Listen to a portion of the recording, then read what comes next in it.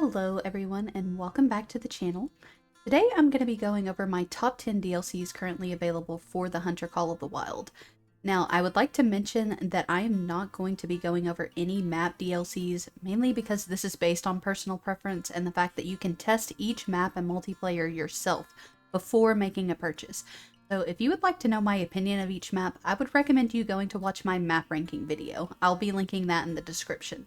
I also wanted to let you know that I will be saying the price of each DLC according to my region, so just know that prices for you might vary. Before we get into it, I wanted to thank you guys for getting me to 700 subscribers. You guys' continued support is what keeps me going, so I just want to let you know that I appreciate you all. Now, let's go ahead and get into the video. So, coming in at the number 10 spot, I have the Tents and Tripods DLC. Now, I'm putting this DLC super low on the list simply due to the fact that using these structures really only benefits you if you're grinding a species and are not wanting to delete the need zones, so I would say that it's not really versatile for every type of playstyle. Also, I will say that there is a better hunting structure that's offered in a different DLC, which I will be reviewing just a little bit later in the video. Personally, I never use the tree stands, however I can say that they are definitely useful since you have pretty decent visibility from placing them in some areas.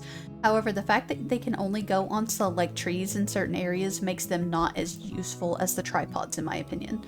However, I will say that tripods are a must in some scenarios. They can offer a better visual whenever animals are hidden between shrubs, and the most important thing about the tripods, which is the reduced hunting pressure. This allows you to shoot up to 15 animals in an area without deleting a need zone, which is perfect for grinding.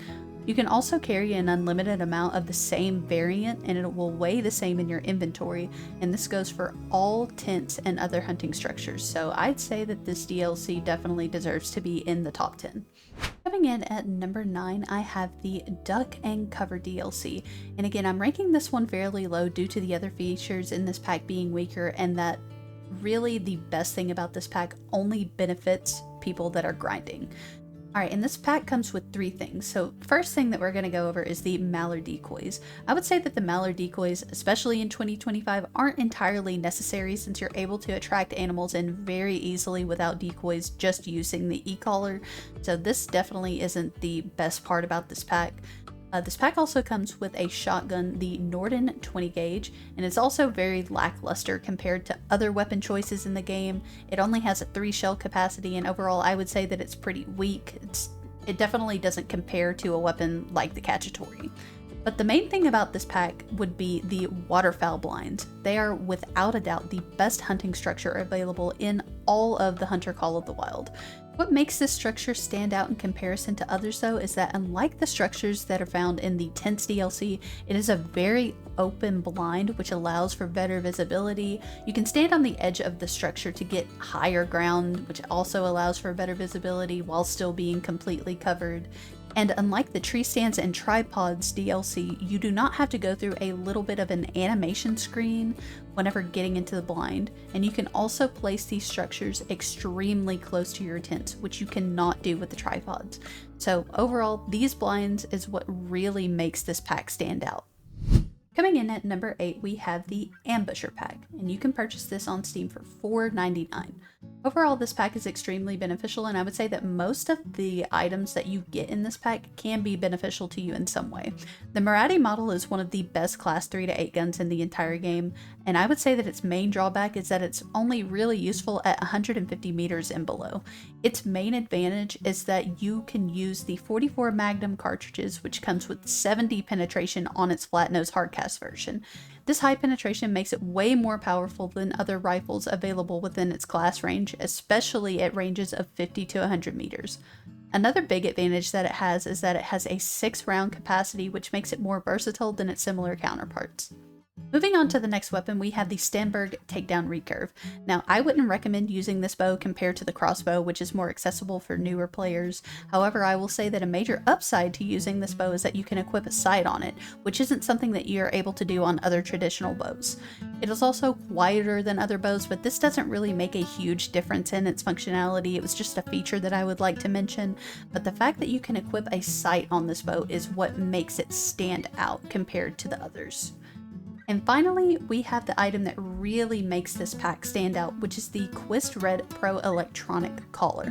One of the best things about using this item compared to the other collars is that you can place this collar on the ground and have animals come to exactly where you want them to, rather than using a handheld collar which calls animals directly to you. This makes setting up for perfect shot opportunities way easier. Also, when you carry this item, it allows you to call in whatever species is present on that map that responds to collars. Its main drawback is that it is quite heavy and takes up a lot of space in your inventory. However, using this item takes out the need to have decoys as well, which will save you some money on, you having to purchase other DLCs that might have decoys in it, because you can basically call in whatever you want without decoys with the electronic collar. Coming in at number 7, we have the Bloodhound DLC, which you can get on Steam for $3.99. I am mainly suggesting this pack for newer players, however I will say that the Bloodhound still has its uses even if you're an experienced player. The best thing about the Bloodhound is that it helps newer players be able to track animals way easier than if you were just starting out and trying to follow tracks without the necessary perk and skill points. All you need to do is take your dog to the center of any hunting pressure on your map and select the track option. If your dog picks up the trail of blood, which should be found directly in the middle of your hunting pressure, it will 100% lead you to your kill. Another advantage of the Bloodhound, as well as any dog, is that they will give you audio cues when you are being attacked or about to be attacked by an animal that you might not be aware of. Or they will whine to let you know that you are in a critical position, which means that an animal is alert to your presence. Another beneficial thing about getting the Bloodhound is that if you decide to purchase a different dog DLC later, you will have the tracker perk option unlocked for your other dog when you finish leveling up its primary job category. Overall, I would say that getting this DLC can be a game changer for newer players, which is why I'll be ranking it at number 7. Coming in at number 6 on the list, we have the Trophy Lodge DLCs. Now, personally, I would recommend getting Sasika over Spring Creek simply due to the fact that it has larger platforms and more space to put trophies, but both are great options. As someone who has played the game since its release, I can say that having a trophy lodge changes the entire feel of the game. Being able to build your lodge from nothing and seeing the progress that you make in your hunting adventures is such a fun experience, and in this game there are so many things to go after that getting the lodge really adds a replayability factor to the game. I would also recommend getting Spring Creek as well. Overall, I love how this lodge looks. It's much better looking than Sasika in my opinion. It is also undoubtedly the best lodge to put small game trophies in, as there are many small plaques, but its main drawback is that there are no places to put in mounts that would fit on the XXL platforms that are only available in Sasika Safari. Overall, I would say that these DLCs are a must. You don't have to buy them first starting out, but I would say that you definitely want to invest in getting a trophy lodge. Coming in at number 5, we have the High Caliber Weapon Pack, which is $4.99 on Steam. The Arzina 300 is one of the best Class 7-9 rifles in the game. It's very powerful, has a 5-round capacity, has a very low recoil, a fast fire rate, and is very precise with its shooting. Overall, it is one of the best weapons in the game to grind with as well. The 4570 Jernberg is a decent Class 4-9 pistol. However, I wouldn't recommend using this weapon on species above Class 6 over 100 meters out. It has a zeroing range of 200, which makes it a pretty solid option for taking longer shots. However, I wouldn't recommend using this over the Rhino, even though it has less range. The Jernberg is also able to use rifle scopes, so I would say that it makes it a better option to use over the Rhino when shooting something from 100 plus meters out. The Strandberg 10 gauge shotgun is also decent, but I will say that for some reason this weapon feels weaker compared to the Cacciatore. It is a 4-round capacity semi-automatic shotgun, which makes it a decent option before you unlock the Cacciatore. However, you are definitely not going to be using this weapon whenever you unlock the Cacciatore, which is the best shotgun in the entire game. Moving on to number 4, we have the Weapon Pack 1 DLC, which is $3.99 on Steam. The real standout weapon in this pack would have to be the Virant 22 LR. This weapon has stood the test of time and still to this day is the best 22 caliber in the entire game due to its 10-round capacity and its quick reload speed. The new 22 mag that comes in the Pump Flip Fire Pack also has a 10 round capacity, and overall it's decent at taking more accurate longer range shots. However, I will say that it is extremely weak on class 1 species for some reason, and also has a slower reload speed, which is why I would recommend the 22 variant from this pack more than that one. The crosspoint crossbow that is also included in this pack makes bow hunting more accessible to newer players, and also allows you to raise up your archery score easier than other bows. This pack also comes with a crossbow scope, so it becomes easier to take out animals with a bow at longer ranges. Moving on to the Huey, I would say that this weapon is definitely a fun one to use, however it's not the most versatile. It can provide a fun and challenging experience to bow hunters in this game, and overall is one of my favorite bows to use. I will say that its main drawback is that the 300 grain traditional arrows seem to have a penetration bug, and overall it's not really viable for taking out anything classes 2 and above. The 500 grain arrows are great for their class ranges and offer decent penetration, and the 700 grain arrows are some of the best penetrating ammunition available in the entire game, and will quickly take down anything that you shoot with them. Coming in at the number 3 spot, we have the Modern Rifle Weapon Pack, which you can get on Steam for $3.99. The Zarza 22 LR that's included in the pack is a plus, but definitely isn't the best 22 caliber in the game. Its major drawback is that it has only a 5 round capacity, but it does have a fast fire rate, which makes it pretty decent.